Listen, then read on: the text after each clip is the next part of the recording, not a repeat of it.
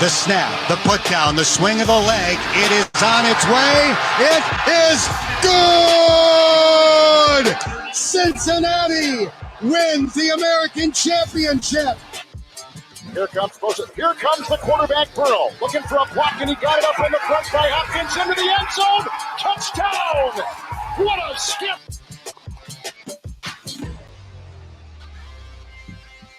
As there's a drive in a deep left field by Castellanos, it will be a home run. And so that'll make it a 4-0 ball game.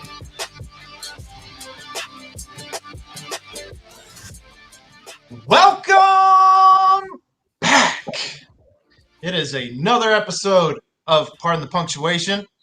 I am Aaron Smith with my best pals, the best producer in the city, Ed Mayhall, not tonight. And then our other co-host, Jeff Howell. And tonight we do have special guest from The Athletic, your friend and mine, Justin Williams. Justin, how are we doing tonight? I'm doing great. I guess I want to congratulate you guys on the news. I don't know about hitching your wagon to Brendel's star there with BCJ, but it's a good thing. That's awesome for you guys, and I am honored to be here tonight. Well, for those of you who are new to the show, we had our biggest show ever last week, most downloads. So thank you for those of you who are listening. And if you did listen last week and are returning, thank you even more. But Justin, it was a shellacking at Nippert night. Temple. They put their best foot forward.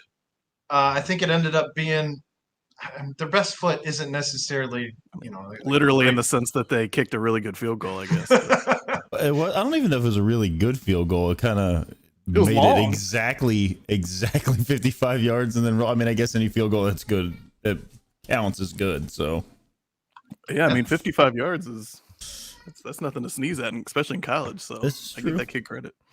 Temple's 24/7 writer was talking with Brent at the game. And he was like, this kid's from Wilmington. Maybe Fickle should try and recruit him to come play for the Bearcats. It was interesting that we noticed during the game that's where he was from. Not great timing for the Bearcats' part to have an Ohio kicker put a 55-yarder through on the other side, but I feel like we all found that out in real time, and I was just like, I don't think that's how that works. So you get to just start recruiting a kid who's actively on scholarship at Temple, even if he's playing in your house from right up the road. In the middle of the game, maybe just head over there over to their locker room at halftime and be like, "Hey, listen, kid, I got a helmet that'll fit you right over here. Are you ready to pump it up?"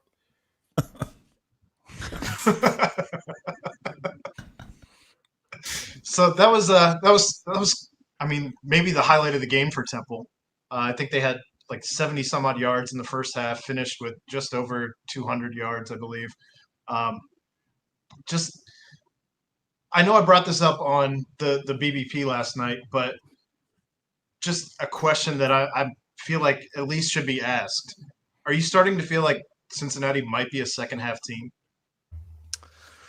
Yeah, I guess the Notre Dame game kind of scuttled that a little bit because that third quarter was, when they let Notre Dame get back in it. But if you take that one away, and even that first half was weird, they got the interception by Pace and then the fumble, and they got 10 points out of that. And then they had that nice drive right before halftime.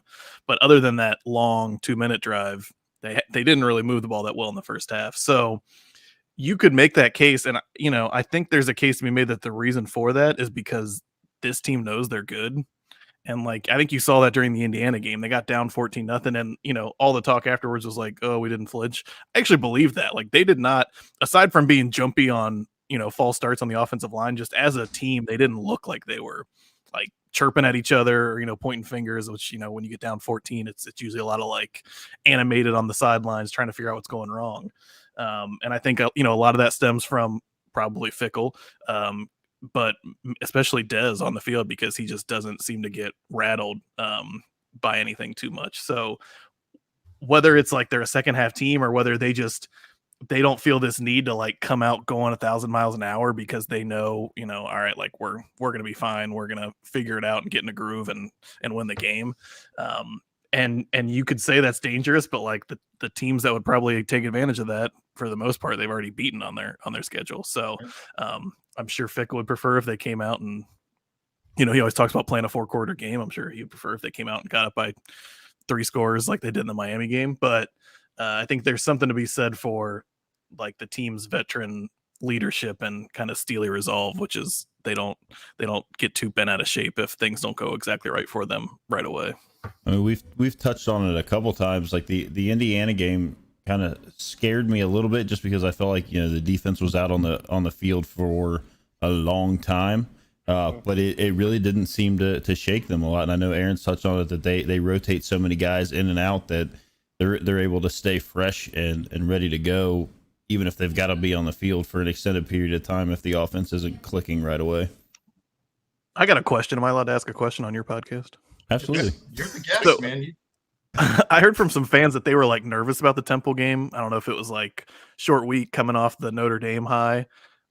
I'm obviously trying to look at it, come into it from a more objective point of view, but I didn't know if it was going to be 52-3. I thought they were going to destroy Temple, but like, were you, or did you know of fans who were actually like legitimately nervous about the Temple game? I think it's Cincinnati.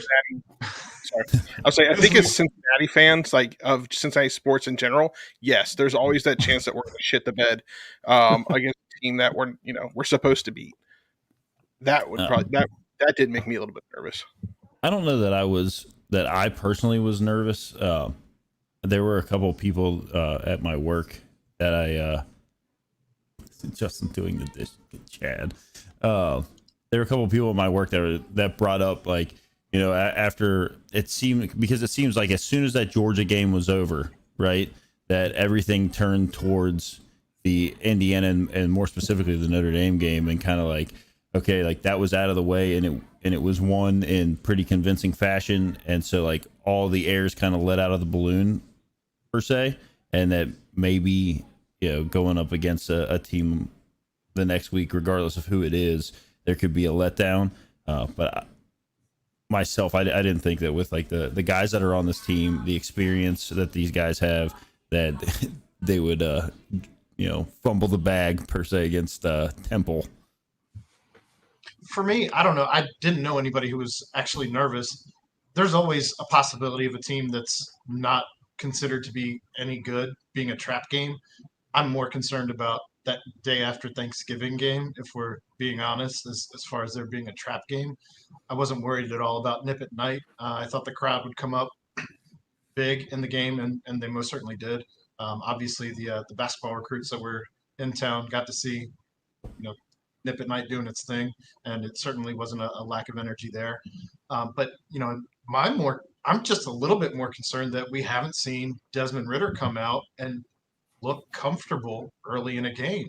And that's where I'm still like, I don't actually believe that they are a second half team. I just don't think Dez is in his groove until it's, halfway through the game. I had a similar experience today where I made a 15-minute spot on a radio show and I wasn't comfortable until almost the end. And I'm like, a little nervous and stuff as I'm making this appearance. And, I just don't know what it's going to take for Dez to get there earlier.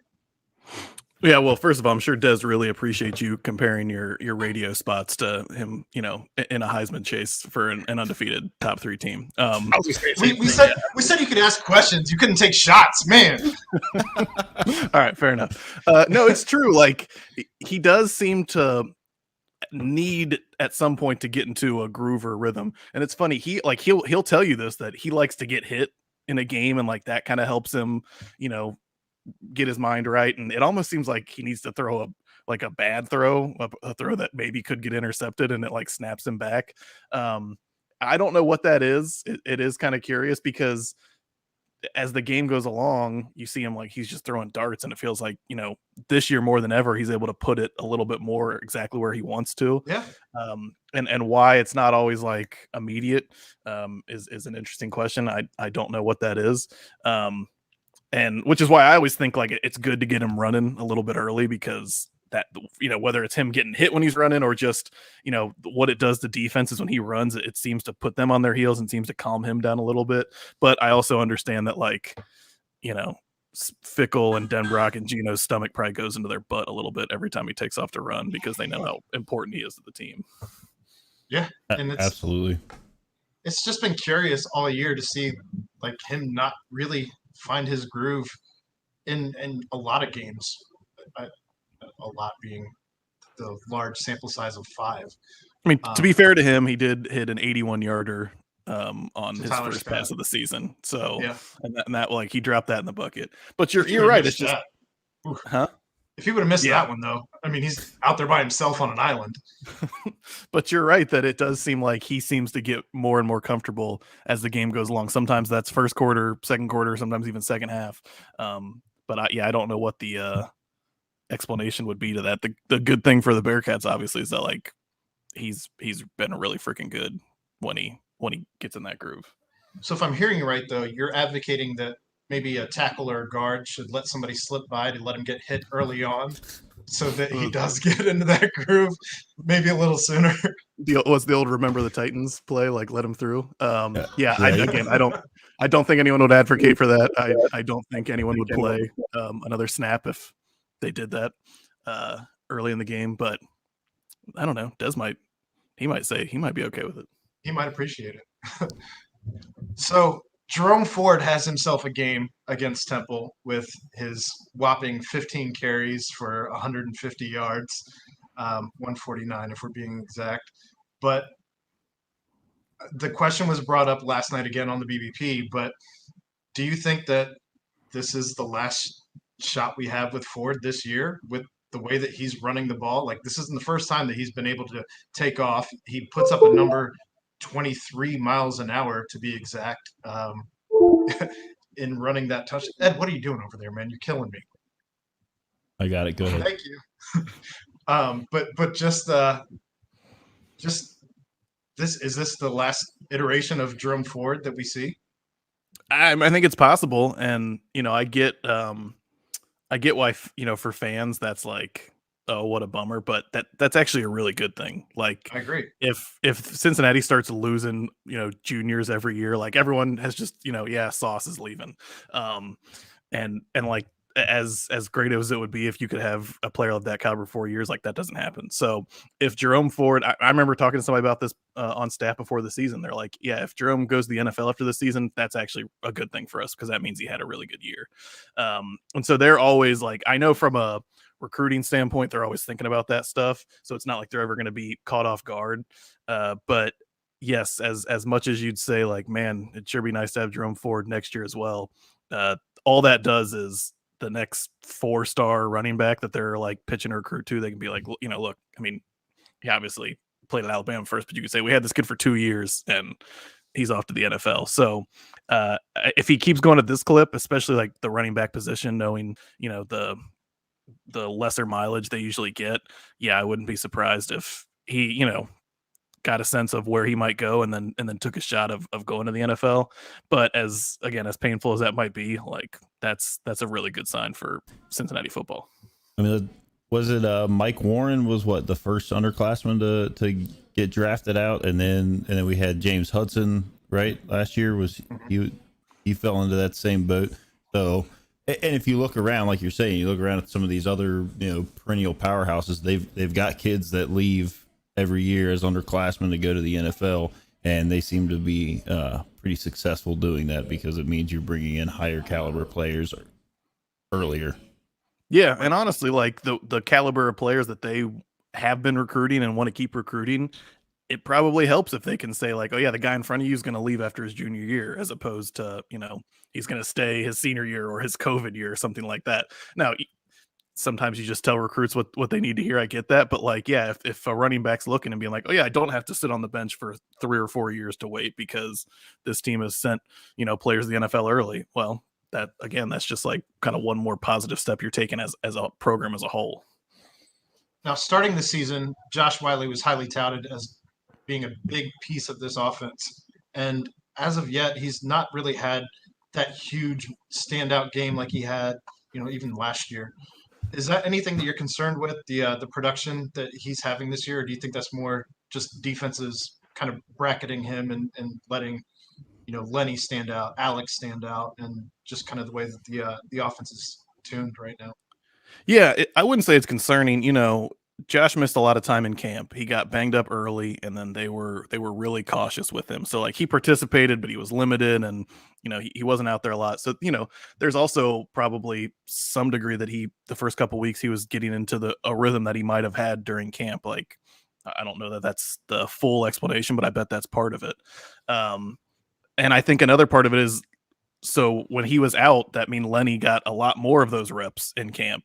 And Lenny was arguably the MVP, certainly on offense, of the camp. He had a really good camp. He had has developed a really good connection with Dez. And so part of, I think, Josh having less opportunities is because Lenny's had some more opportunities and he's played really well. He's delivered. And then the other thing I think is, it's another like good problem to have is, in years past, a player like Josh, you kind of saw this with Josiah DeGuara, like they had to throw to Josiah 8 or 9 times a game because they didn't have the other targets. They don't have to do that. Dez completed 22 passes to 9 different receivers, I believe, against Temple.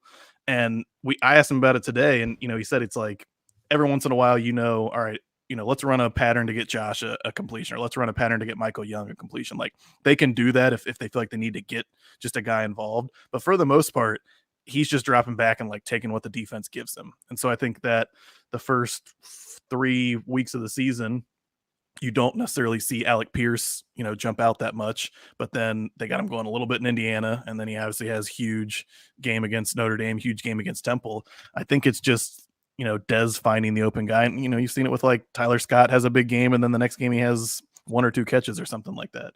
So that's a good problem because it means they have a lot of people they can spread it out to. I have to believe that, as long as Josh stays healthy and that continues, like at some point the ball's going to find him, whether it's consistently a few times a game or whether he has like a breakout game like Alec did against Notre Dame. So, I think he's healthy. I think he's feeling good. He obviously is still a weapon. I just think it's been a case where like they haven't had that game where he's kind of been the guy that the ball is found yet. And I suspect that at some point that will definitely happen for him. Now you bring up Alec Pierce, and he's had a monster last 2 games. He was out most of last season on injury, and seeing him back in football shape and dominating in not 1 but 2 back-to-back games now. When does he slow down? Like, do you see that happening against the conference? Because I mean, we kind of have an idea of what the defenses in this conference look like at this point in time, and I just have no idea when anybody's going to slow him down without literally throwing 2-3 guys out there running around with him.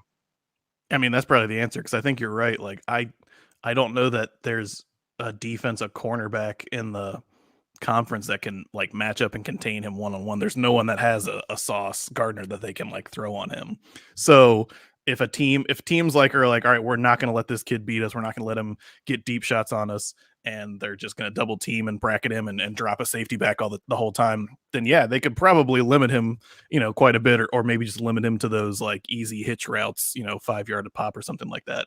But if you do that, then yeah, so that opens it up for Wiley or Lenny or Michael Young or Tyler Scott or whoever. So I certainly think defenses could do it if they want to commit to that. But again, the problem with this Bearcats offense, which starting last year and now has continued this year, the reason that they're went from being a good team to like a top 5, top 3 team is the offense has made them complete, and they have all these weapons now. So you can sell out to stop Alec Pierce if you want, but it's probably just means that someone else is going to beat you after that. So we've talked an awful lot about the Bearcats offense so far tonight. And now maybe the bigger star of the two, the defense. Who's surprised you the most so far this season on defense? Probably Deshaun Pace. I mean, he was a guy who I remember like coming into camp as a true freshman last year. Marcus Freeman was talking about like, if we have a true freshman that plays, it's going to be this kid. Like they were high on him. So it's not a surprise that he's playing well, but it's just one of those situations where he's now gotten a chance to like do it, to show it, to go out there and play. And to me, he just looks like a stud. The big thing I always thought on Jarrell White was he was obviously undersized, but he was just a playmaker, like a baller. He would go out there, he could tackle anybody. Deshaun Pace is like that, but Deshaun Pace has an NFL body. Like he's 6'2", 230 or whatever he is, and he can tackle the way Jarrell could, and he has really good, instincts. We've seen him make a couple plays on interceptions. It's rare that a guy gets past him in the open field or at the line of scrimmage or something like that. So him being good is not a surprise, but like seeing it and how good he is has been, impressive so far for me. And I know I wasn't able to make it to all of Camp Higher Ground, but was he really standing out like this even at Camp Higher Ground? It didn't really flash the way it seems to have on the field. And part of that too is they rarely went like live tackling with the first teamers. So you don't see him when he's one-on-one with Jerome Ford, on the outside, like going at him and making a tackle. That just doesn't happen in camp. And that's, watching in games, that's what I'm noticing is like, if he has a chance to make a tackle, he's going to make it. So yeah, it didn't jump out that way because he didn't really have the opportunities to tackle like that, but it wasn't hard to look out there and see, guys like him and Beavers and MyJ, and obviously the way they look is imposing, but when you see them running around, you realize like, yeah, these are really good football players. But with him, it's been like, and all those guys, honestly, when it's gone live and they've had a chance to make the plays, they really haven't missed. Are you surprised with the lack of statistical production from MyJ at this point? And is what he's been doing in that regard hurting his NFL stock value? To the second part, maybe. And if so, like, then somebody's going to get a bargain on him because, I wrote about this, I guess, last week. Like, yeah, the numbers are not there if you're just looking at the basic raw stats. But if you're watching the game, he's having a huge impact. It's not like he's just out there and not doing anything. Yes, he's getting chipped. Yes, he's getting double teamed, but he's still getting to the quarterback. He's still, impacting the way they're even game planning in general. And I think in the Indiana game and the Notre Dame, both of Pace's interceptions, were directly from MyJ getting in the backfield and pressuring the quarterback and getting a hit on him.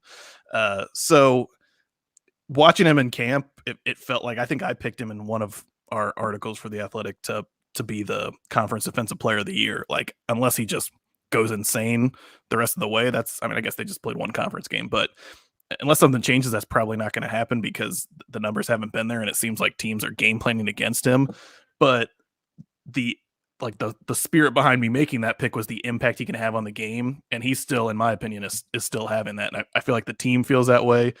And from an NFL perspective, if the scouts are doing their job and they're actually watching, then no, it's not going to hurt, his draft stock. But I bet there's a lot of scouts who are kind of hoping that other scouts aren't paying attention. So, if they can get him in the second round or, something like that.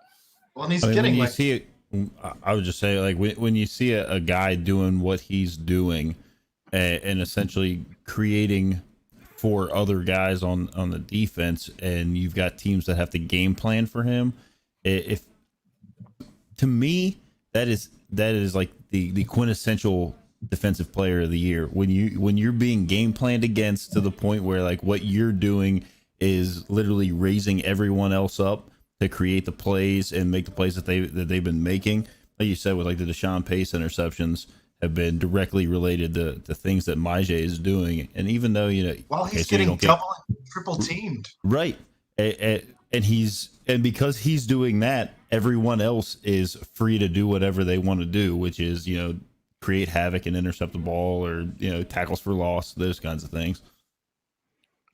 Yeah, and I think they had 6 sacks right against Temple. And this, even like just not MyJ, but in general, the sack numbers hadn't been there early. And I think that was a result. Murray State's the biggest example of this. They were just like, we're getting the ball out as fast as humanly possible. And against a team like Cincinnati, that's a really smart plan because they knew they couldn't block those guys. They knew the longer we hold the ball, the worse it's going to be for us. But even on a smaller scale, I feel like some, Notre Dame, Indiana have done that too.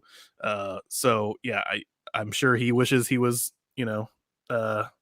getting more sacks, but I think from a team perspective, like they're happy with what he's been doing so far. Well, it looks like Chad's been asking you some questions here. He wants to know why you're not doing the dishes.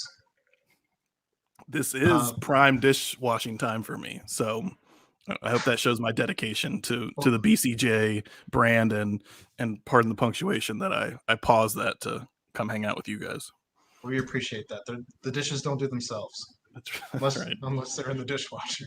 But he also wants to know, I don't know if you saw it pop up. It seemed like you stumbled a little bit when it did pop up, but is the professional Justin Williams headshot available for NFT? So I'm going to be completely honest with you guys. I have no idea what an NFT is. It's a cryptocurrency thing.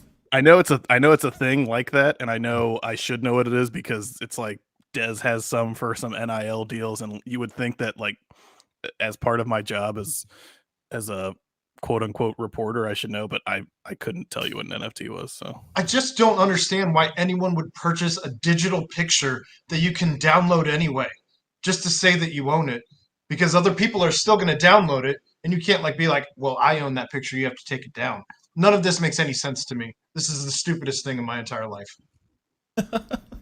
I agree. I don't understand all of it either. I totally blame the card companies for having issues with having the physical product for people to buy, because a bunch of 30 to 40-year-olds decided they're going to buy up all the packs and have these YouTube videos to break packs open. It's so stupid.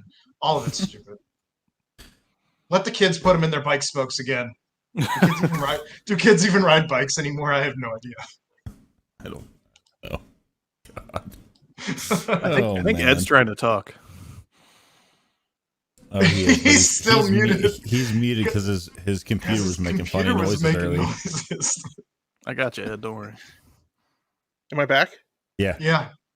Okay, well, apparently that's going to be on the audio, but not the video that I was muted. Oh. That's fantastic. Were you asking an important question, or? I asked, well, I was talking about NFTs and all that good stuff. I said Aaron's been watching card breaks, and apparently none of that came through. And back to the Bearcats. So, do you think anybody else that we weren't talking about before the season began, as guys that would be projected to the NFL, would have raised their stock right now? And why is it Brian Cook? He's a good one. And he's like one of those guys that when you just go through his story, it's like, how exactly was no one on you? Like, I remember I talked to him, it might have been back in spring ball, and he was like, yeah, like I didn't get much look out of high school. I wasn't very big.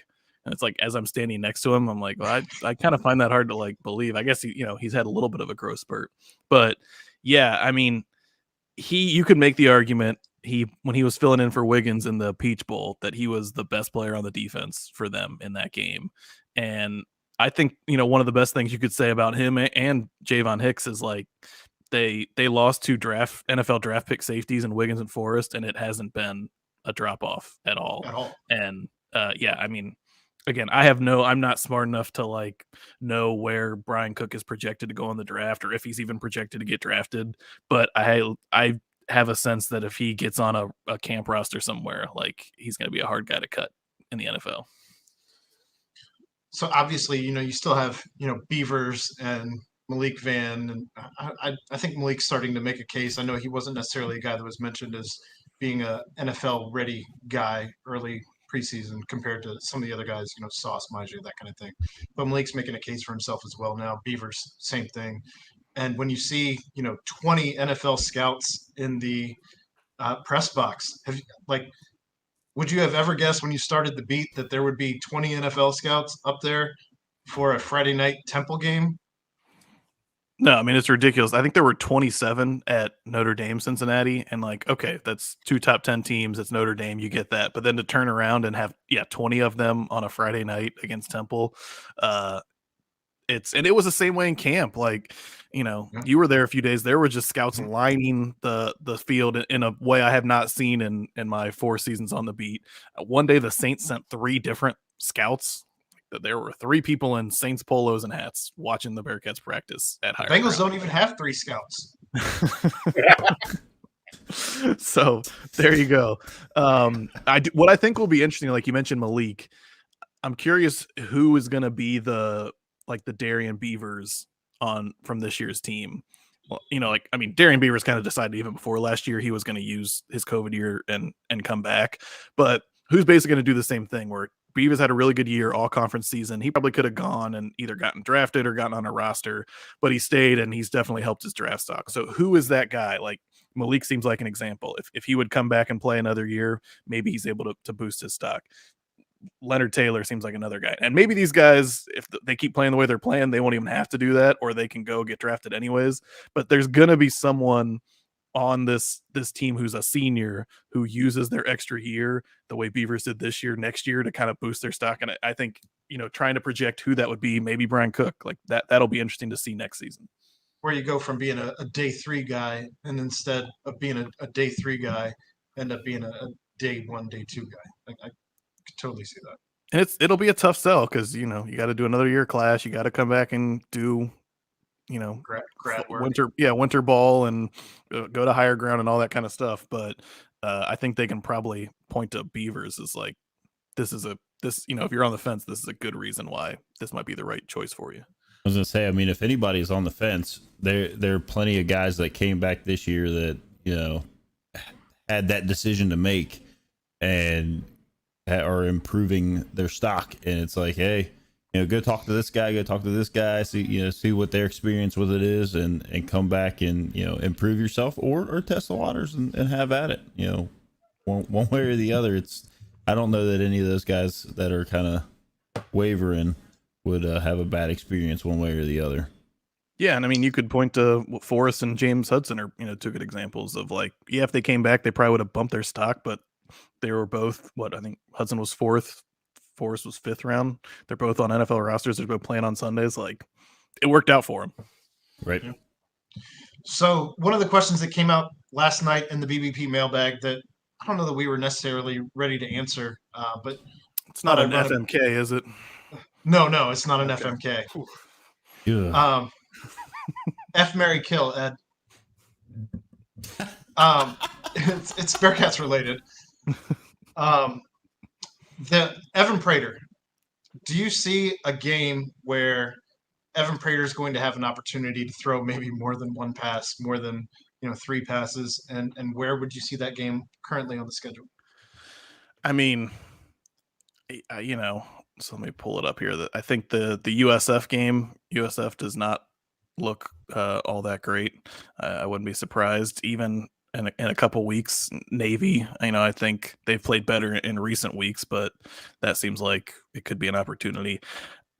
It'll be interesting because the other part of this has to factor in, like, as long as Dez keeps playing well and the team's undefeated and he's in that Heisman race, like, there's almost an obligation to, he doesn't have to play in the 4th quarter. He doesn't have to play when they're up 52-3, but like, he kind of does have to play in the 3rd quarter and still like get his stats a little bit, because they're almost doing him and the program a disservice if they don't let him, stay in there and let it rip.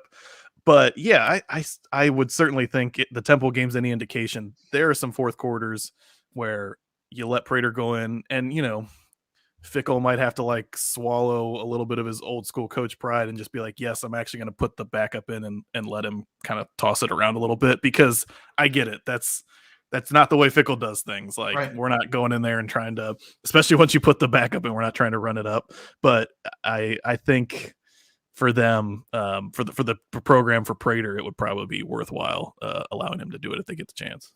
Now, as we're talking about Prater, do you see a situation where you have any concern? I mean, we've seen him in camp, and he's looked – I brought it up last night. He's looked fantastic in camp, especially with the long ball.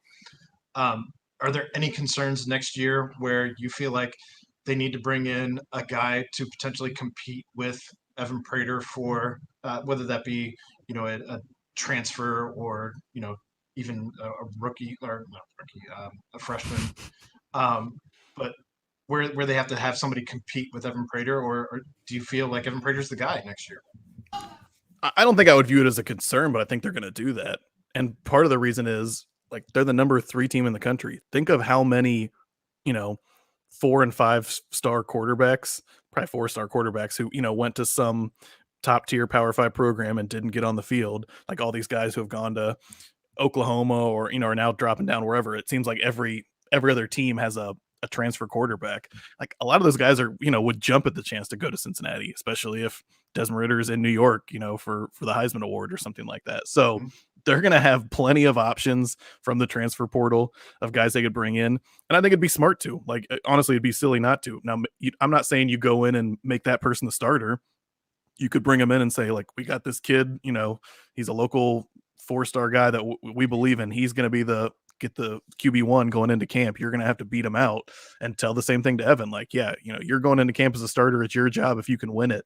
But without having seen him, play starter type snaps and reps, and knowing the pool of candidates that are probably going to be available to them, like I say, you definitely bring in one of those guys that you feel like is a good fit for the program, is a good fit for Gino and Denbrock and what you're trying to do, and give him a chance and create that competition that Fickle's always talking about. Well, Keith in the chat over here brings up Spencer Rattler, which I mean, the culture thing I was talking about, I don't know if Spencer Rattler fits that culture, but along the same lines of like what you were bringing up, like you don't want to end up in a situation like we saw this past weekend in the Texas A&M Alabama game, where they're already down to like, I think their 3rd string quarterback, and he got hurt at the end of the game, and it was looking like, I mean, if he didn't come out of, I mean, he got some kind of special juice in the medical tent there, because he looked like he couldn't lift either arm over his head, and then he comes back out. But they were getting ready to put a walk-on quarterback in to try to drive them down for that final field goal. Luckily, the other kid that is like their 3rd string quarterback was able to come back out and play, and he was playing fantastic. But you don't want to end up in a situation like that where you've got me walking off the street trying to be a college quarterback on a team that's it's not invincible. Right. This is not invincible. No, it is not. Speaking of Texas, you definitely don't want a Matt Harrison, J.D. McCoy situation happening out there. Unbelievable.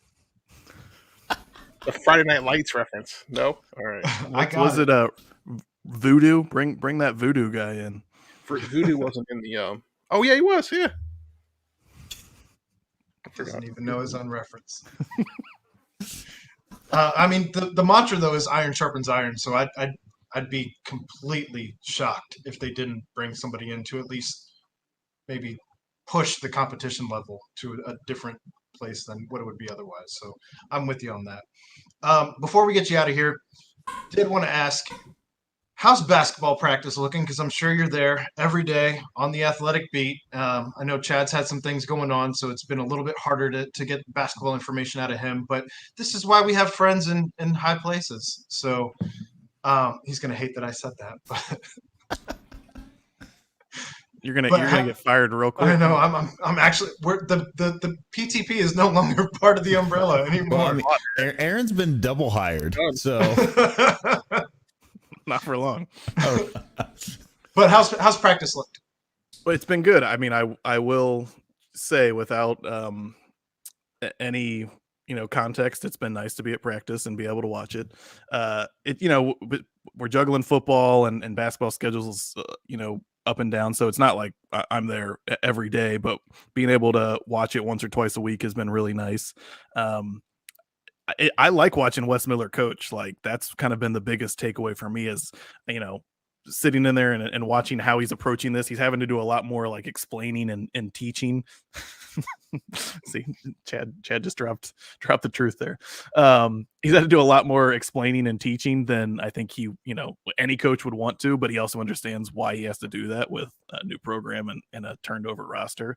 But just like the connection he has with the players and kind of his approach to the profession in general has been really impressive to me. And so I think, I do not know what this year is going to look like. And I think if you had Wes Miller on here and injected him with truth serum, he would tell you the same thing. Like, it's just too early to tell. It's a new team, a new system.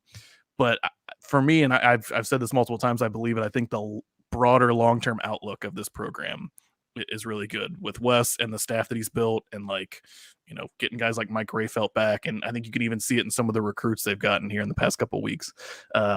I think this season, part of me wants to say like, oh, it could be up and down, or maybe it just takes them a little while to kind of find their footing. I honestly have no idea. I don't think we'll know until we get a couple games into the season. But based on what I've seen, and I guess my takeaway has always been like, it seems like they made us a good hire, and long term, I think Bearcats fans should be excited about that. Well, the schedule certainly looks a little bit kinder this year than it did last year, so there is that. Anybody stood out to you so far through practice, though?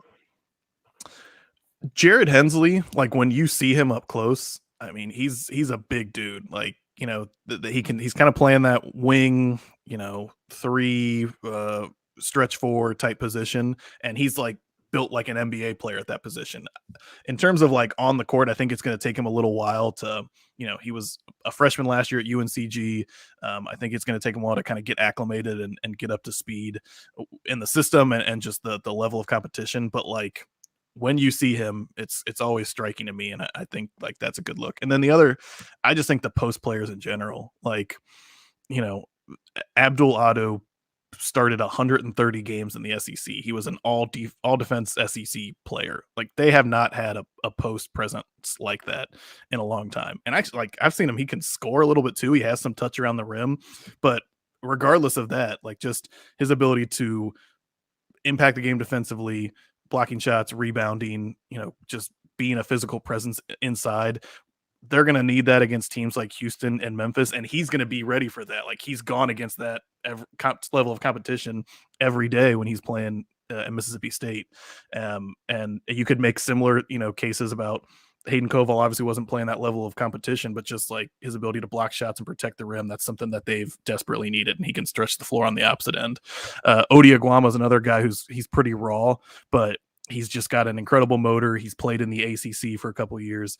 So the impact that those post players are going to have compared to recent years, I think that's going to be like the most immediate glaring difference for fans that they notice. Well, I think we can all agree that we're all fired up. I'm really excited to see just this team step out on the court and see all the different new pieces after maybe the biggest transition any of us have ever seen for a Cincinnati program, in so many ways. And just, you know, get to see all of that coming. But we do want to thank you for your time tonight. We'll get you out of here. I told you I'd get you out of here by about 10, so just about a minute past. So we did it. Well, I appreciate you guys having me. Aaron, I'm sorry about you getting double fired, but it was a way to go out in a blaze of glory. Jeff, Ed, I know you were muted like half the time, but it was great talking to both of you guys. So I appreciate you having me on. I'm very happy for PTP and the BCJ mashup. So congratulations on that. Appreciate it. Thanks, for coming on, Justin. We'll see you next time. Bye. All right. I feel bad. So I got fired twice. Yeah, fired twice in that segment. Maybe you can maybe over the next, I don't know, 40 minutes or so, you can get rehired twice. Yeah, maybe you can get rehired by talking about UC baseball. Just when I think you couldn't have messed up anymore, you go and do something like this and totally redeem yourself. Way to go, Ed.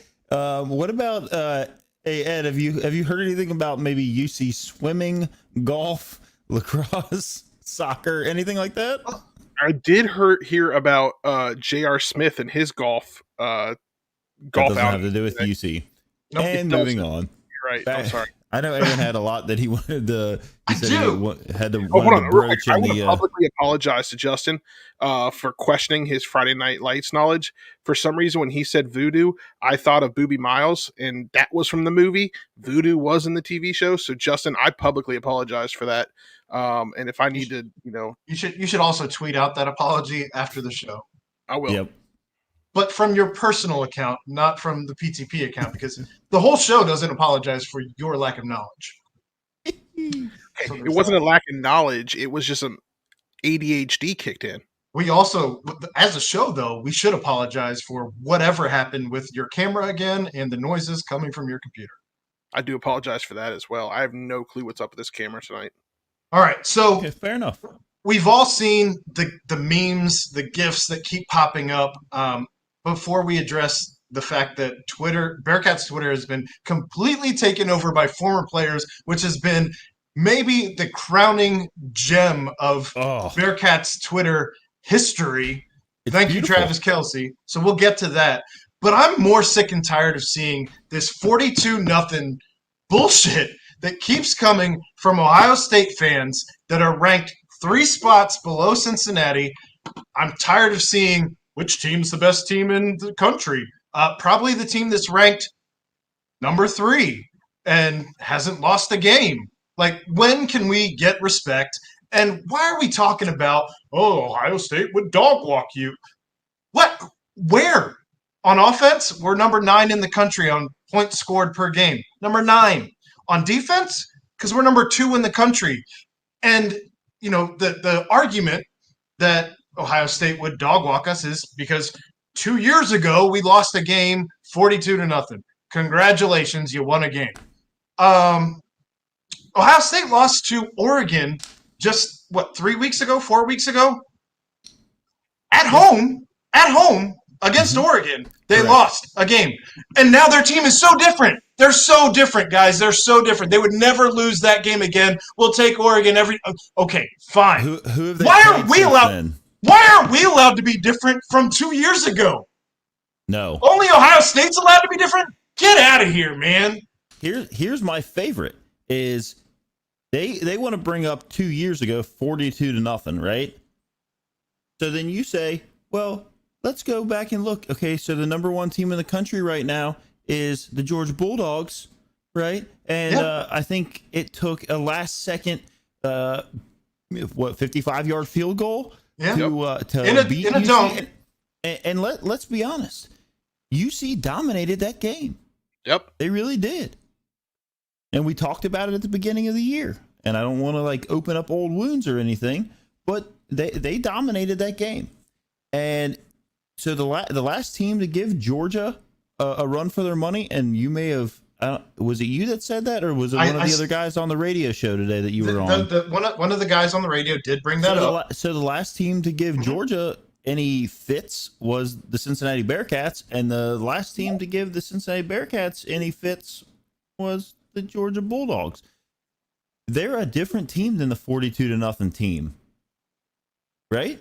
Well, we're not allowed to say that. Only Ohio State has a different team from 2 years ago. I mean, are we so?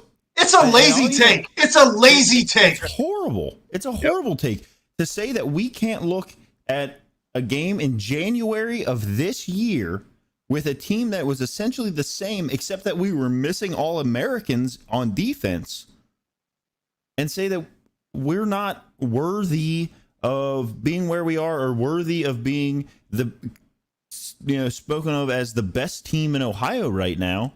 Sorry, we don't have a loss, and we've played some good teams. And go ahead. Shout out to 990 WBOB for having me on their show today. I did a 15-minute spot talking about Cincinnati, and that was great. But yeah, they were the ones who brought that up earlier, and it's just, when does this end? Are we going to still bring this up? You're never coming to Nippert because y'all are scared to play at Nippert. I know you came to Paul Brown, but that's because you weren't ready to play in a 40,000 ticket stadium where it's going to be vastly Cincinnati Bearcats and not Buckeyes filling up all the extra tickets that the Bearcats aren't buying. It's just a tired take, man. I've got a very, very good friend who is a huge Ohio State fan. He went to Ohio State. His wife went to Ohio State. I've attended an Ohio State game with him up there. I mean, he's a huge Ohio State fan. At least he's a fan who actually went there. He was at Nip at Night against Temple. So I sent him a message. I asked him like straight up. I said, "How was the atmosphere? How was your experience? What did you think?" And he said, "Hey, I understand there's only 30. I think there was 38,000 or something they had there. So it was reported 38,000, but then there were apparently a bunch of people who said that they got in through the Fifth Third where they weren't scanning tickets. Apparently, I don't really know. So let's round it to 40. Somewhere between 38 and 40 is fair. And he said he was impressed. He was impressed with what he saw. He was impressed with the players. He's been we always go back and forth on our little group chats.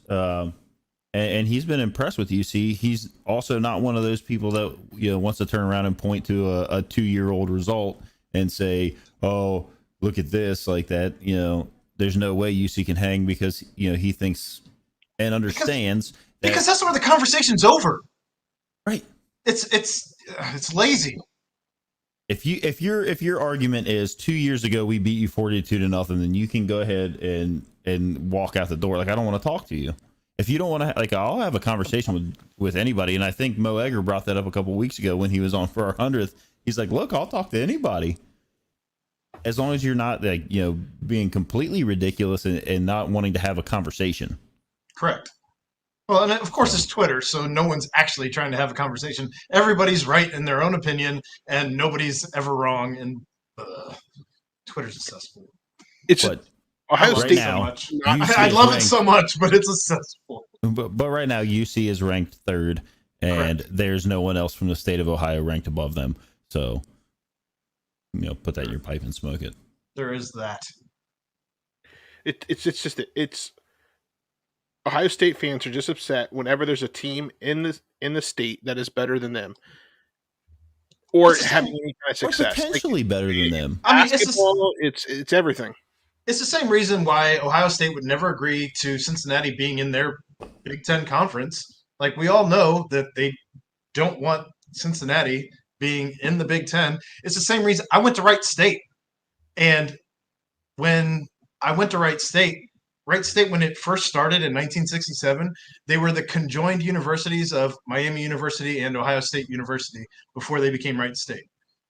When they became Wright State in 1967, maybe it was 69, either way, they made Wright State sign an agreement to never have a football team for 100 years because they couldn't stand the thought of another team in the state of Ohio vying for recruits with them. That's absurd. It's paranoid and it's ridiculous. So I don't know, man. I don't want to talk about it anymore because that's history with Aaron. You're welcome. It was actually a really good history lesson. Thank you for that. It was. I'm impressed with that knowledge. Now let me drop some knowledge. And I know that this was talked about a little bit last night on the BBP, and it frustrates me. Chad, you need to move the BBP. Tell them that they need to move the BBP to the end of the week so that they don't. He already has an end of the week pod. Well, then terminate the BBP. Kill Aaron. No, so it was brought up last night on there, and it hurt my soul a little because I've been thinking about it. Because as a runner myself, and someone that always hears, like we talk about people being fast, and then people want to talk about elite speed. So, and Aaron himself brought up that is this the beginning of the end for Jerome Ford? Is he is this possibly his swan song with UC? Mm-hmm. And when he broke off on that run, and he was clocked at, I believe, 22.75 miles per hour is what was put out. Okay. Well, it was 22.75. I rounded up. It's fine. Okay. Well, I'm not in the business of rounding up right now. 20 only because it makes this point hit home a little bit more. Okay. So you're talking about him, and I think Brent maybe brought up last night, that makes NFL scouts, or maybe it was Chad that brought up NFL scouts see that and they're, let me write this down on this guy. Their eyebrows raised, sure. So last year, when you think about the NFL, who do you think is one of the fastest guys that comes to mind? Tyreek Hill, Cheetah. Okay. The fastest recorded speed for Tyreek Hill in his NFL career is 22.6 miles an hour. Wow. That's crazy. Jerome Ford ran 22.75, which I believe is faster. Well, I'm curious as to how quickly Tyreek Hill gets to that speed that's true. Jerome Ford. That's also true, but if he gets to that speed faster, I'm just saying, so his fastest recorded is 22.6. We all and that's so out of people that carried a ball, Raheem Mostert from the 49ers. Mostert, yeah. So he recorded a 23.09 last year. He also had a 22.73, but those were the two fastest times recorded in the NFL last year. And maybe it's because Jerome Ford is built the way that he is built, that he doesn't ever look like he's moving that fast. Like even if you go back and rewatch the replay, Yeah. he doesn't ever in that entire replay that he broke off that huge run, doesn't ever look like he's moving the way that Tyreek Hill moves, which Correct. is insane. But I just wonder if that's because he's just built stockier. And that's the thing. So you've got a guy who, because like when you think of Jerome Ford, you think of a guy that runs north and south, moves people out of the way, and gets where he wants to go. Yeah, his legs are always moving. We saw that, especially against some of the goal line stands against Notre Dame. And then when you add on top of that the fact that he was able to reach almost 23 miles an hour, it's wild. That's insanity. And then just a side note, if you remember when DK Metcalf chased, I forget who it was, but you remember the play last year where he chased Baker. Yeah. Okay, he chased it. He hit 22.64 miles an hour, chasing that guy down. So again, still slower than our boy Jerome Ford, who is also a fantastic interview if you've watched any of those. Jeff, I'm glad you're here because our friend on Twitter, Michael Boston, tweeted today, and I'm actually wondering this. Does Jerome Ford get a ticket if he's just sprinting in a school zone? No. Okay. Because if he goes 22 miles per hour... I did though compare the that speed with Usain Bolt, and Usain Bolt has hit 27 miles an hour, 27 miles an hour plus. So when you talk about elite speed, like you look at stuff like that, but that's crazy. As far as the NFL goes, in the last 2 years, that 22.75 from Jerome Ford would put him in the top. We'll just say top 5, even though it's like the top 2. All right, so switching topics. 48 hours ago, Travis Kelce was on Sunday Night Football. Oh, here we go. And on Sunday Night Football, he has never, to my knowledge, ever said, or on any night football starting lineup, he has never said Travis Kelce, University of Cincinnati. He always goes to his high school. Now, that said, caught some blowback because everybody's mad about everything on social media anymore. Because if you're not mad on social media, what are you doing? If you're not mad on social media, what are you doing? That all said, hang on. Let me set this up. Shit, I'm sorry. We'll get to where we're going. He then gets done with the game and changes his profile picture, which creates a giant, I've never seen anything like this as far as an entire Twitter group that I'm a part of. I mean, I feel like I'm a part of some different Twitter groups. Reds Twitter, Bengals Twitter, Bearcats Twitter, Conspiracy Theory Twitter. That shouldn't surprise anybody. Twitter. But it just totally took off, this huge movement, and it's been super exciting to see all of these guys come out of the woodwork, even like guys that I've never even seen to even follow that are ex-Bearcats, and now here they are. They're not just doing it on Twitter. They're also the guys who don't have Twitter. They're doing it on Instagram, and some people are, creating threads for the Instagram and Facebook, the non-Twitter users on Twitter.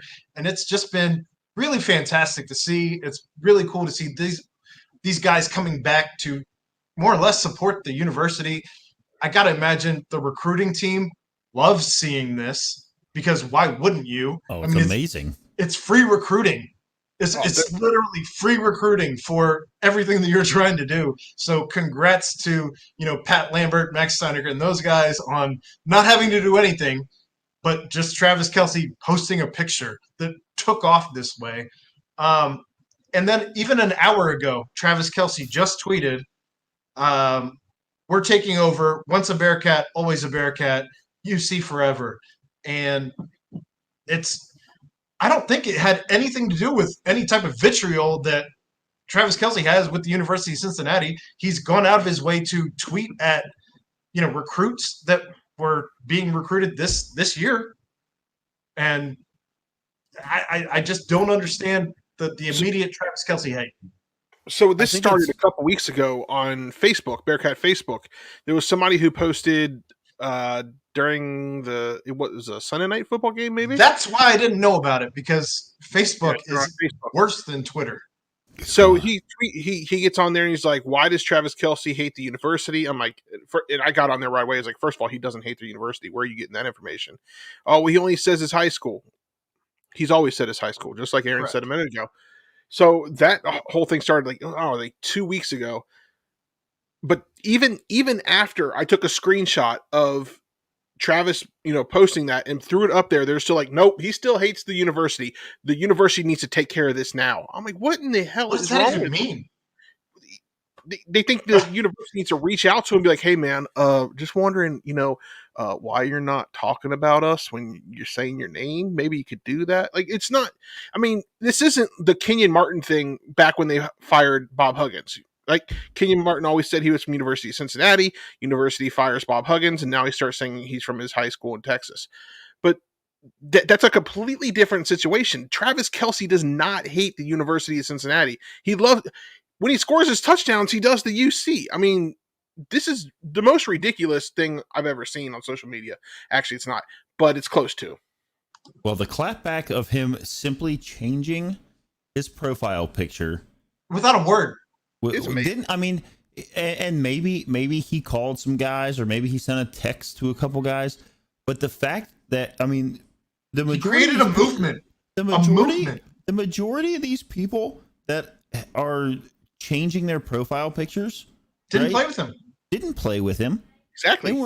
They were there before him. They were there after. I mean, it was right. I mean, it literally. Because some of these pictures are so out of focus that they're from like the 80s. I mean, it's a crazy span, and then it's there's people from other sports. There's people from other sports at UC doing it. I saw some random. It was a random like baseball player. Yep. That I don't even know like who it is. Like, tweeted their picture and was like, all sports in for @Go Bearcats, football or whatever. Like, it's fantastic. And like you said, the recruiting reach of what this does is insanity. It's infinite. Like, oh, it's beautiful. You can't put a price on it because you couldn't have done a better thing if you had tried.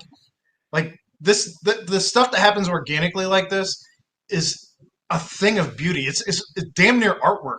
And I hope somebody's collecting all of these pictures and makes one of those like collages where where it like changes the picture, but you have all the little pictures in the picture. Do you know what I mean? Like, I hope somebody's like a UC or something. Yeah, like something or Nipper or whatever. Like, make something with all of these pictures, because that would be like just the icing on the cake. Really, I can tell you that at Cincy, CINCY football LC, which I didn't know existed.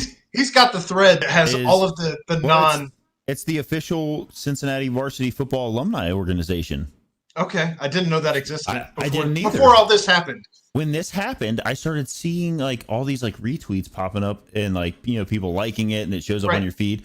So I saw this group and I'm like, well, I mean, they're gonna get a follow right now. So like I hit, and then that person, whoever is running that account, is doing a fantastic job of not only retweeting all of those, but going on to Facebook and Instagram and whatever other social media sites these guys are using to change their picture and collecting them and putting the tweets out. And there's one. Oh, I take that back. The Cincinnati Bearcats official Twitter, Go Bearcats, has one right now that is just a like a flip book of all these pictures just scrolling. Eichel made that. Yeah, Eichel made that. It's fantastic. Mm-hmm. And then they just went out and tweeted about an hour ago the Pro Bowl game with Andy Dalton and Travis in it, and Travis doing the UC. Like, he does not hate it. It's ridiculous. That's just people that are like that want to nitpick or want to like start some kind of like it's people silly line of thought. It's people that are, I'm going to say it, they're just casual fans. They're not real Cincinnati fans. It's people who don't have business that have to get into other people's business to have business. And what's wrong with the man representing his high school at the highest level of his sport? Nothing wrong with that. I would not do that with Northwest, but Might. I mean, yeah, you do you, but if he like, who cares if he wants to say his elementary school up there? I don't care what Travis Kelce has done for this university. You can't put a dollar amount on, and that's before what he did on Sunday. Exactly. So it's been a thing of beauty to see happen in real time. I again just absolutely love that it was just Travis Kelce changing the profile picture that set off this entire wave. Also, I'm sure it has something to do with the fact that UC football is currently standing at number 3, and it's After the announcement. correct. So I'm also going back to my tweet from last night. I'm still waiting for Connor Barwin to change his, but for it to be the basketball photo. No, he wanted the basketball photo. I wanted the basketball one. Oh man. I mean, Connor liked it. I thought he might do it for a brief second, but Let's see what basketball can do and see if Connor will change it at that point in time. That would be hilarious if we did that. Time will tell. So the Cincinnati Bengals one who starts it. Huh? It would have to be someone like who would be the one who starts it. It would have to be somebody like Kenyon or Corey or maybe Ruben or that's the name you want to stay away from right now. Yeah, sorry, Steve. Sorry, Steve Logan or somebody like that. So we'll see. Cincinnati Bengals played a game on Sunday against the Green Bay Packers. How'd it go? And if you thought that Cincinnati was having some kicking issues, you ain't seen nothing yet. Because the Bearcats are not the only ones having some kicking issues. The Bengals also had some kicking issues. Maybe there's something in the water right now. Who knows? But I hope it's gone real soon. I think it was more there was something in the air, and it's called wind, and it was whipping. It's big time. That's an excellent transition. I'm proud of you. Thanks, Aaron. I've been working on it. So the Bengals played, and what were your takeaways watching the game?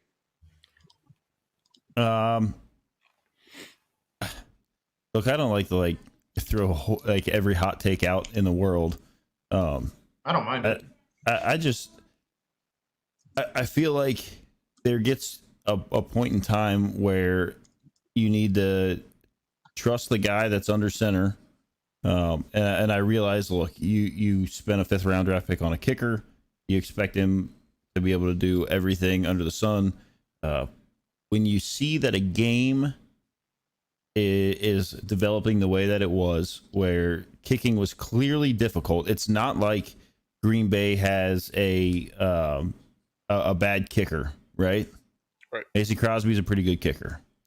I know he's had his struggles throughout his career, whatever, here and there, maybe like his second year. But you've got a rookie kicker, and you get to a couple positions where maybe you can force the ball, I don't know, 3 inches further to get closer, give yourself a new set of downs, and move, into, I don't know, like 30, 35 yards. I don't know, maybe 20, 25 yards.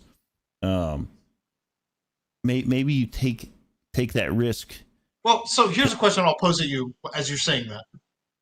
In the very first game of the season against the Vikings, we went for it on our side of the 50-yard line on 4th down, and we didn't get that 4th down. And the Vikings got the ball with a very short field. I feel like Zach Taylor has been playing timid with 4th down since then, and we saw several opportunities where he could have flexed. He did try and go for it on a 4th down and came up short. Or no, I take that back. It was a 3rd down when he came up early in the game when they did the quarterback sneak trying to get the 1st down and didn't get it. They ended up punting and punted it through the end zone at that point in time.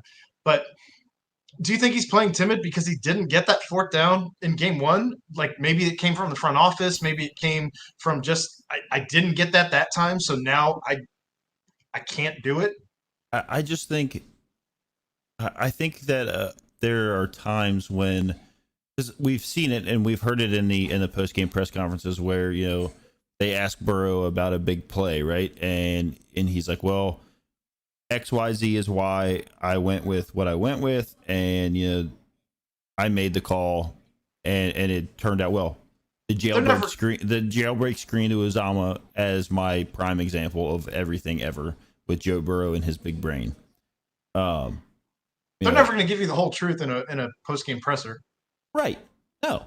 But when you've got somebody like Joe Burrow who has that's who you're hitching your wagon to as an organization, right? Yes, Jamar Chase is great. Yes, Tyler Boyd is great. All these guys are potential big time stars, right? But every organization hitches their wagon to their quarterback and says, take us to the promised land. Mm-hmm. When you've got a guy like Joe Burrow, let's go back to the Ravens game a few weeks ago when they look at Lamar and they're like, do you want to go for it? You want to go for it? You want to do this? Let's do this. And he does it. They win the game. Great story. Rest right? is history. Right. Right now, the Bengals, and everybody says it. Look, the Bengals are rebuilding right now, right? They're trying to put together a team that's going to challenge for hopefully Super Bowl soon. Mm-hmm. Right now is when you can see what they're made of. We're fourth in inches in overtime of a game where a guy like Mason Crosby has missed a couple field goals. There's been some issues with the kicking game on both sides of the field. Go ahead. Hey, I know nobody wants to lose a game, but let's lose a game when we say, here you go, Joe. Here are the keys. Here's the keys to the family car. Take us to dinner. Take us to dinner. Let's go. And let's see what he calls. If he gets up there and he sees somebody, he's like, at least try and call him off sides. See if you get him to jump. I don't know. I know that's not as likely in the NFL, but have you been impressed with the offense this year? I think it goes back to what you said. I think a lot of times it's too timid. So, and I don't know if that comes from the fact that they don't trust their offensive line. They've performed probably above what some folks thought they would, but they did go out and get pieces, right? They got some guys, and they drafted. Jamar Chase, 6 catches, 159 yards, and a touchdown. He's the clear-cut Rookie of the Year candidate right now. There are only 2 players under the age of 21 that have done what he has done so far this year. It's him and Randy Moss. And I'm not saying that he's the next Randy Moss because that's pretty high bar to jump over. It's a tall order. Right? But that means that he's probably not that bad. But he's at least catching balls. Right? I'm looking at the rest of the stats though, and tell me if you think this is a good offense. Pirine, 11 carries, 59 yards. Mixon, 10 carries, 33 yards. Burrow, 3 carries, 11 yards. Higgins, 5 catches, 32 yards. Pirine, 4 catches, 24 yards. Boyd, 4 catches, 24 yards. Uzama, 2 catches, 16 yards. Evans, 2 catches, 15 yards. And it gets worse from there. What are we doing? We're supposed to have all these weapons, and it's just Burrow and Chase. That's it. So I saw a little there, and I can't remember for the life of me who tweeted out. It was a couple of photos of the Packers defense when the Bengals were in had an empty backfield versus when they had a running back there, and they just didn't believe that the Bengals were going to go for anything deep. Well, and I saw another tweet where they were breaking down film, and it's like when they have this one formation, they're running it 80% of the time, and they're running it one specific direction 60% of the time. I believe it's to an outside tackle at that point in time. It's just what are we doing? Why is Zach Taylor still calling the offense? It's like they know. Everything the Bengals have been doing has been these little quick passes, these quick hitters. You've got to stretch the field, and I understand there are a lot of other things that need to happen to be able to stretch the field, but correct. Right now, no one is even though Jamar Chase, I think, can probably run away from just about anybody, and there can be a lot of chances to get him the ball. But before that even develops, the ball's already dumped off short, or they fall back on run, punt. Aaron Rodgers and Joe Burrow threw the ball almost identical. Aaron Rodgers, 27 of 39. Joe Burrow, 26 of 38. Aaron Rodgers, 344 yards. Joe Burrow, 281 yards. It's a difference of 63 yards, man. That's a lot. When you're talking about, I mean, that's field goal range at the very least on an entire possession. Yeah. So I guess I feel like they're being very conservative to echo your point, where they're being timid on offense, and I just don't know. I don't believe that Zach Taylor's on the hot seat, because I think he's created quite the locker room at this point in time. It feels far less toxic than it's felt in years. The guys are still saying and doing the right things. They're still happy, and I feel like that's a big thing here in Cincinnati, which should be just like a normal thing in other cities, but here it's different. But at what point do you take that away as the upper brass and say, Zach, you're done. You're not a good play caller. You're not calling the shots anymore. And you need to let Brian Callahan do that, because he's your offensive coordinator. What else is he doing? Well, I mean, I think that comes all the way back full circle to like what you were saying earlier about the Bengals don't even have 3 scouts. They do things their way. They don't, things do appear to be changing within the organization, and yes. I am in no way bashing them. But at some point, some of the cords need to be clipped, and they need to say, like, look, you've got a guy like Joe Burrow who is essentially coming out of his rookie season right now, because he played part of last year, he's played part of this year, and now he's kind of had as many games as you would have if you played your rookie season. Sure. Give or take maybe 1 or 2. At some point, a guy like that you are saying is the future of the franchise, I would almost be okay with maybe the rest of the year saying, look, Joe, it's your offense. Here's kind of the game plan we want to put together. And when you get out there, you call. Have at it. Kind of like Peyton Manning did. Yes, audible every play to what you want to do, and let's see where that gets us.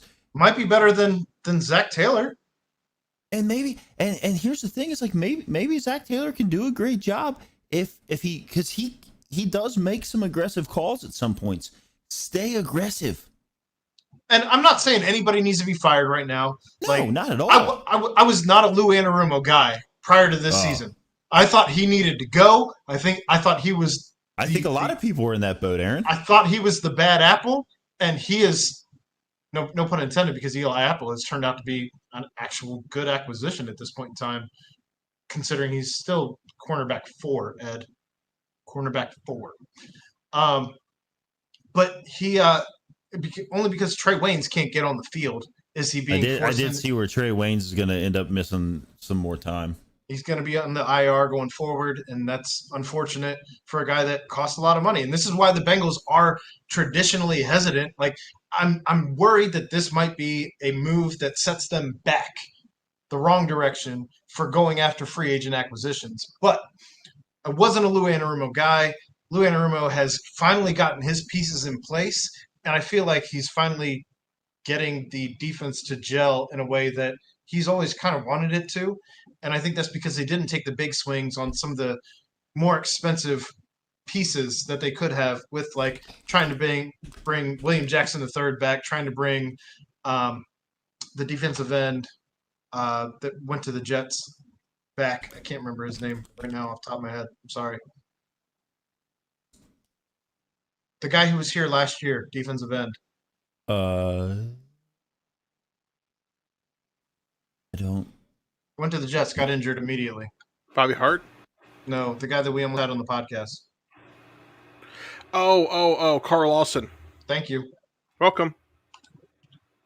So, I don't know. I want to see this Bengals team succeed, and I don't want it to be because the head coach held them back from success. So, what are you seeing when you watch the game, man? So I only got to watch the end of the fourth quarter and then OT because I had a soccer game. But I did go back and watch some of the highlights, and I am still a little worried. I mean, I'm not extremely worried. Like you said earlier, I am still a little bit worried about that offensive line. I mean, he's hurt again. I guess he took a chop, or some people are saying it was possibly a concussion that gave him this throat contusion. Well, the funny part about that though was Jamar Chase in the post game presser when they're asking him like, "Did you talk to Joe after the game?" And he's like, "Yeah." And they're like, "Did he sound funny? Did he talk the rest of the game after he had his throat contusion?" He's like, "What throat? Like basically like, what are you talking about? He talked fine. He was still barking out stuff like at no point in time." And they're like, "Did you talk to him after the game though?" And he's like, "Yeah, we talked about what we're gonna do different next week." And so I'm like, there. It was all precautionary. Is really what it came down to. They just didn't want to say concussion, I guess. If there was that even. I do agree. There was a point in overtime where it was like 4th and 1, and they kicked it again, another like 50-yard field goal, and it was missed again. That they could have probably could have given Joe Mixon the ball and ran it and got a first down and tried to get a little bit closer. Who's injured? I mean, it could have been P. Ryan maybe. I mean, it could have been Samaje. Mixon did get the touchdown earlier in the game, so he wasn't like all the way injured, but they were still being cautious with him. But yes, go on. I think he got caught up in the back and forth, kickers missing and all that kind of stuff. And it's like, okay, 4th down, send the kicker out again. I do think I don't have any worries about the kicker, whose name is all of a sudden escaping me. Evan McPherson. McPherson, thank you. Idiot. I don't have any worries about him. Again, he's a rookie. Those balls. Shut up. Those balls all had the length on them. Like they all had the force on them. They could have gone through. Just again, I think we hired big ass fans to bring a fan in this week, and they put it in the wrong spot, and it just kicked the ball to the left. I also kind of think. Well, I guess it wasn't, but I don't have any worries about him. He'll be fine. I don't know. It just kind of puts a little bit of a damper on the whole, the Steelers win, the Jacksonville win. Hopefully this week we can come out and kind of Ravens won. That momentum back up. Yeah. I mean, but here's the question I'll pose to you is if at the beginning of this year, maybe even over the summer, if somebody says like you're going to have the Green Bay Packers on the ropes. And I know, like, I hate moral victories, and I know, like, coaches will always say that and all those kinds of things, but, like, at least it shows that the Bengals are trending in the right direction. Right? Yeah, 100%. 100%. They didn't struggle with the Indianapolis Colts. PFT has us ranked number 10 in their power rankings. I mean, there's somebody else in with a lot of things. With an offense that's sputtering right now. Yeah. I mean, there's a lot to look at, and like, as a Cincinnati fan saying like, oh yeah, there's always next year. Yeah. I don't feel like it's that kind of situation. I feel like this is like I said earlier, this is they're rebuilding things. They're kind of trying to change the whole culture of things. And maybe this could have happened a little earlier if Burrow had been able to play all of last season. Exactly. Unfortunately, he couldn't because they had guys like me playing offensive line apparently. But right now they're trending in a positive direction. There's a lot of positivity coming out of the locker room, and the NFL. Sometimes I feel like when things aren't going well, there's not a fake like we're all happy, we're all friends. Next week's gonna be better. Coming out of the locker room, I feel like a lot of times you've got people that are just, they either don't meet with the media, they don't say anything. There's no tweets that are coming out that are positive. And you've got guys that are like, hey, on to next week. We're looking forward, we're looking up, and we're happy with where we're at right now, moving on. And I think I look for some big things out of this team for the rest of the year. And I did predict that they would have probably 8 or 9 wins. And I think that's probably a pretty fair assessment at this point. Well, Yeah, like next you week, said earlier about Joe, didn't get to finish out the season last year. These could be the growing pains that we're seeing right now. That last game, I guess, could be the growing pains that we were supposed to see halfway through the season last year, but unfortunately he did get injured. So, I mean, Joe's half a year behind if you want to kind of look at it that way, but I'm not hitting that panic button yet. Like, I'm not ready to Agreed. sell my jerseys and all that kind of stuff yet. I mean, I'm still interested in buying a Bengals jersey this year. I mean, if that tells you anything, because you remember, Aaron, 2 years ago, I was on the Browns train. it was What? gross. Yeah, well, Did that happen for real? On it the was show. it was like for a week. Yeah. Did you buy? You went and bought a Baker Mayfield jersey, didn't you?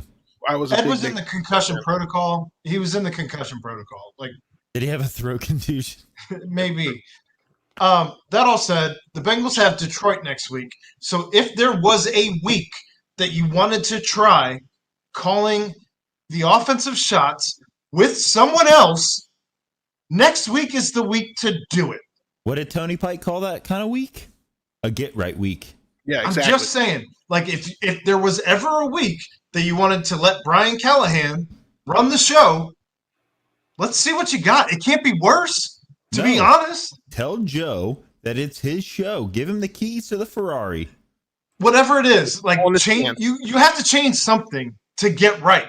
So let's figure it out. As we're still talking about the Bengals, though, I do want to bring up there was some conversation this week on social media about this podium that was a TV cart from the 1990s that was wheeled out. And do you all see an issue with this, as it is clearly not where they normally do press conferences? It was outside where they set up shop on the fly. And whether that's a normal spot or not, how do you feel about this dusty TV cart that they rolled out as a podium? I mean, I think Ed's boy Pat McAfee addressed that. He said it was like a substitute teacher's TV cart. Yeah. I have expected a television set to be brought out and sat on it with like the Magic School Bus on it, or LeVar Burton and Reading Rainbow. Like the tube TV, though, not a flat screen or anything like that. I mean, Like it would be like the full tube TV. Yes. There it is. There it is. There it is. This is what we're talking about here. God. Like the fashion. Wait a minute. Time out. That is actually okay. The microphone's not attached to the TV card. That's correct. No, Okay, it's behind it. Why would it be? I thought they fashioned something together. No, man. That takes engineers. They essentially brought this thing out so they could sit their cell phones on it. Is what it looks like. But it does look like, if you're looking like over here, it does look like Pat said, that they did this underneath the bridge. Like, I mean, obviously, I think that's the probably the entrance tunnel into the bottom of Paul Brown's, which is it's just weird that it was there. Who knows what was going on that made that happen? I would venture to say, if you get rid of the backdrop and you add whatever else is in the background, anywhere that you're having these types of just impromptu conferences or pressers, if you will. Why would it be impromptu? I just don't. Listen, I don't have that answer. But my point is, I've been in, UC where they do their pressers, and it's not. I don't know. It's not like you see. Yeah, you see it all the time. Like in basketball, like they'll do the presser outside the locker room and in like the hallway or something like that. You see that all the time. It's just never weird like an awesome, but it's never like in the most awesome of places. Like it's usually a part of the locker room where you have some storage going on somewhere, or like. And they cover it up with a nice backdrop. Correct. And they usually roll at least a wooden podium out. Well, there is that. With a logo on the front of it. Something. I mean, not Miss Frizzle's TV cart. I have one of those TV carts. We used to have them at the office, and they put them in the basement one day. And you stole it? And then there was an area that said free, like they were getting rid of it. And I grabbed it and I brought it home because I thought I was going to put it in the basement. And you sold it to the Bengals for $20. No, this one is nicer. And I put I put my install on it. This one's a lot nicer. This one has angles and stuff on it. It has 3 shelves. That just means that it's dusted. Truthfully. Oh man. No, I'll take a picture of it later and tweet it. I mean, it's obviously not like. I mean, I'm not upset about it though. Like, who cares? Truthfully, who cares? It's a place to set your cell phone and to have a quick conference. Yeah, but I mean, but my thing is like you're a professional organization. Like, who cares? Why do you need a wooden podium? It's not a graduation. It's a quick conversation between the guy who doesn't want to have this conversation and the reporters who also don't want to have this conversation. But they're all there. Let's not even have a podium or a microphone. Who cares? The whole thing's stupid. The whole thing's stupid. Talk to him. It's a giant dog and pony show. Who cares? It's the fact that the Bengals are the organization that doesn't spend money, and then they pull this out and throw that out there. That's just the part that made it like huge, right? Like, oh, the Bengals don't have a dome. The Bengals poverty organization. Blah blah blah.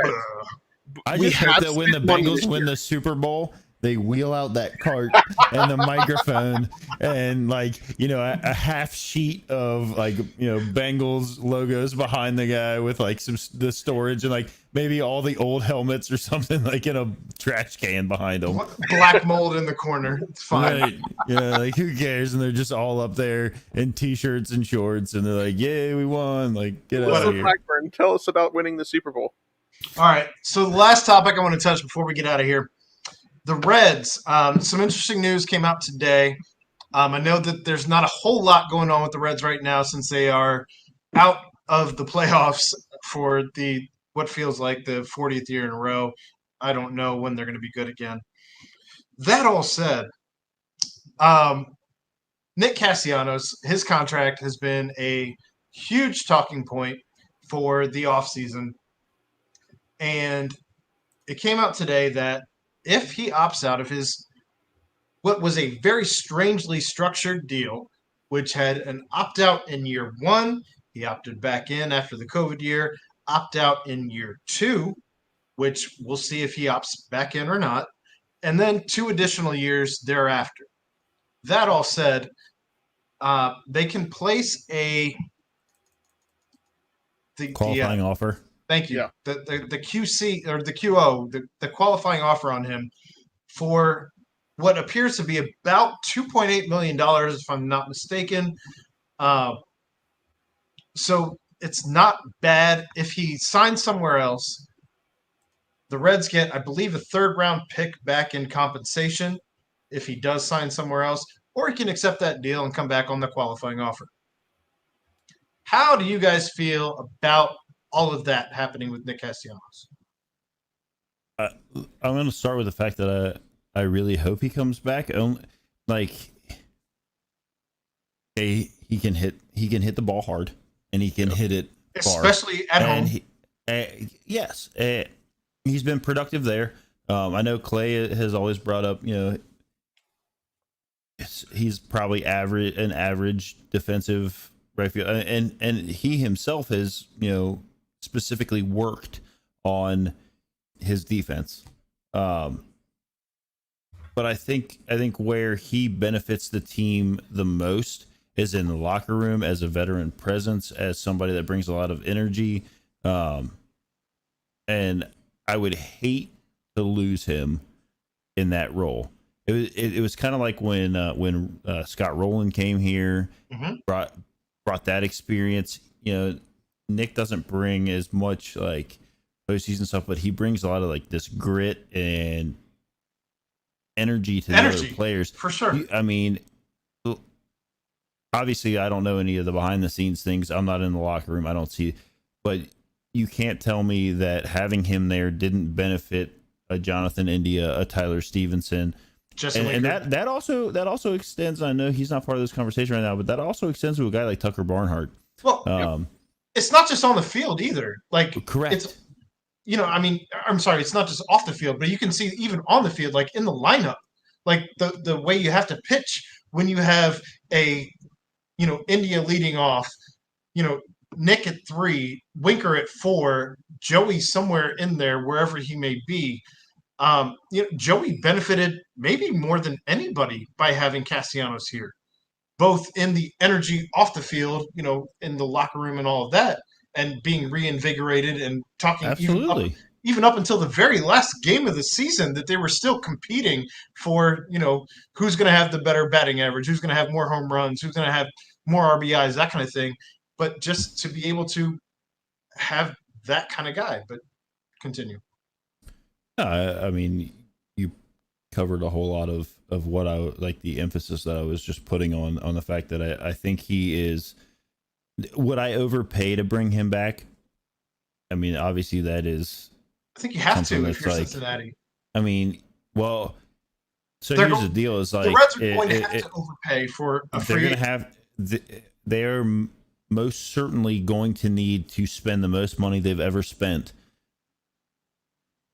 going into next year. They're going to have to, if not only to make sure that they keep the guys that they need to keep, because you can't swap out everybody. You just can't do it for cheap, right? Like you can't swap guys out. Well, we tried to do that in the bullpen last year. Right. You cannot swap guys out and be like, okay, we're going to let you go and you go and you go, and we're going to bring we're going to bring all these guys in and think that they're all going to perform at the same level or even, just below that. It's not going to work.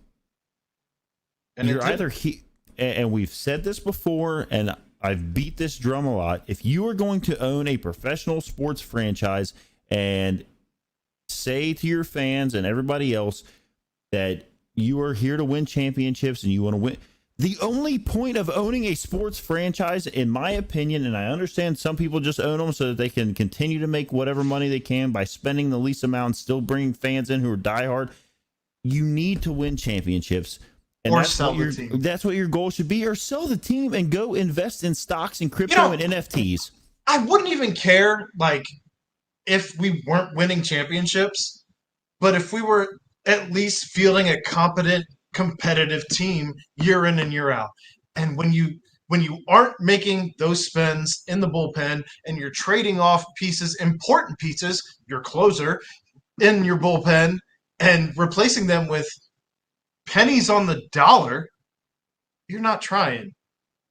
It's ridiculous. It literally, it makes my blood boil. I grew up first and foremost as a Reds fan. I've said this before. That was like the one thing that I always enjoy watching, and I want to watch them into October. Gosh darn it, and it not be still an extended regular season or some silliness. Like I want to watch them in meaningful games. I want to spend my money down there. I want to go a lot and watch a great team. And I took my kids this year, and they had a blast. They were winning when I took them to see it, and it kind of invigorated. My 8-year-old is so it was before September. It was before September. I mean, it was the first game I was able to take them to that they can probably now remember is during the Cubs series at the end of, I think it was June, beginning of July, something like that. We swept the Cubs, and literally it put the Redlegs bug in them, and I don't know if I need to apologize for it in the long run. I mean, we need winning baseball, and I get it. They didn't have a losing record this year, but that's not enough. It's not. I remember the series against the Giants in 2012. It ended in a horrible fashion, and I don't want that again. I want them to win series in the postseason. I want a World Series like everybody else does, but I want a team that is doing things like are happening in Milwaukee and in Atlanta, but obviously we're never going to be able to spend $40 bajillion like LA. But here's the thing though. If you're spending money, if other teams are spending money, LA can't rack up that payroll because there aren't those players available. Mm-hmm. No, I agree. But everyone collectively, the Cubs especially, the Cubs should be Cubs fans should be disgusted with management right now.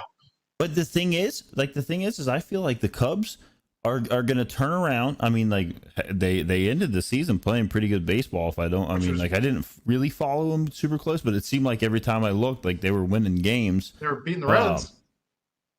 It's so frustrating. to look at a team and an ownership that like they were literally like a couple pieces away. And I know everybody says that like, oh, my team was a couple. The Reds were legitimately a couple pieces away from being a team that is playing tonight instead. And we're watching. We're sitting over here in the middle of the podcast saying like, oh, did you see that? That was a great. And heck, I'm probably down at the ballpark. Their backups were Delino DeShields Jr., Asdrubal Cabrera, who had maybe 2 Reds hits of his like 50 at bats. They had 87 bullpen arms this year. Are you serious? Leave it at that. No, it wasn't really 87, but it seemed like that they were trading. I would have. Right? You would have said that was probably right because it seemed like every day there was a different guy coming until they credit where credit's due. The deals that they made at the trade deadline to get those guys for like Michael Givens and Luis Tesla and Justin Wilson for next to nothing for essentially sending a bucket of baseballs away. Well, why couldn't they do that in the offseason? Well, those guys wouldn't have been available for a bucket of baseballs at that point. I mean, that's what management would tell you now. The reason the Yankees made the deal that they made was because that they were making enough money available to pay guys like to bring in Rizzo and the deals that they made at the break, which turned out wonderfully for them. Texas. They got bounced in the first round. I don't know. It's maddening as a fan, but I mean, I think we're beating a dead horse right now. I don't want to do this every week, but no, just wanted to bring it up. We'll see how. Obviously, like the World Series is going to come and go, and we'll see kind of what they do after that. Between then and I don't expect probably a lot of things to happen between the end of the World Series and then maybe the winter meetings. And maybe at that point we'll have like R.M. Layton come back on because I know he said he's going to the winter meetings. So, maybe we'll do that and have a little chit chat with him. I know he's got a little. Now we might have to book him now, but I know he's got a little special place in his heart for the Redlegs. So maybe for we'll us do that too. Yeah. So all right, guest hashtag. Ed, anything else before we get out of here? I know we don't often allow you a ton of room to speak. Do you need to get in your AEW takes right here just so Councilman Barnett can be just happy? Yeah, because he said he wasn't going to watch the show. What's going on with the AEW? I get to watch AEW this week. Can you actually let's talk about? Hold on, AEW they're not on to win tonight, right? I don't know, Ed. Like. I just think we should clip this and send it directly to Councilman Barnett. I don't want to lose a viewer over the fact that we gave you a time frame here. Gave you a platform, man. And you said, and I quote, I didn't watch it this week. We are under 2 hours. I thought I'd give you a little bit of space here. And you shit the bed. You pissed down your leg. Hold on. Yeah, they're on Wednesday nights. Hey, you can't do that to me. They're on a Wednesday nights. So what happened? What happened last Wednesday, Ed? We had Tony Pike on last Wednesday. Huh? We had Tony on last Wednesday, so you didn't. Well, no, I watched. I did watch it afterwards, and there was a. Okay, your time. A guy with half-painted face. Well, we tried. That was another episode of Pardon the Punctuation. Let's do that next week. That was another episode of Pardon the Punctuation for my co-hosts. Best producer who was really bad tonight in the city, Ed Mayhall. And for Jeff Howell, I am Aaron Smith. This was Pardon the Punctuation. Even on a bad night, I'm the best. And we're out. My wife said. Goodbye. Ba-dum-bum.